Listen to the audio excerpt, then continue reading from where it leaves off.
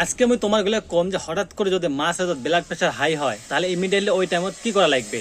যার high blood pressure থাকে আর হঠাৎ করে ব্লাড প্রেশার বাড়ি যায় তার জন্য এই ব্যাপারটা মারাত্মক বিপজ্জনক হবার পায়। এমনকি প্রেশার অনেক বাড়ি যায় স্ট্রোক হয়ে পেশেন্টটা মারাও যাবার পায়। প্রেশার বাড়ি গেলে তোমার ফার্স্ট কাজ হবে তোমরা যে অবস্থাতে থাকেন অমনে বসবেন আর পাইলে সত্যি ভালো করে রেস্ট নেবেন। প্রেশার হাই হলে মাথা ঘোরাবার পায়, সো খারাপ হয়ে থাকলে মাথা ঘুরে পড়ে যায়, মাথা ফাটে রক্ত বেড়াইবার পায়। সো ওইটা করা যাবে না, যেমনে থাকবেন অমনে বসে পড়বেন।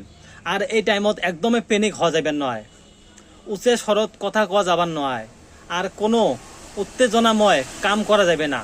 কোনো ধরনের প্যানিক না হয়ে যদি সুতি রেস্ট করেন তাহলে প্রেশার কমার চান্স থাকবে।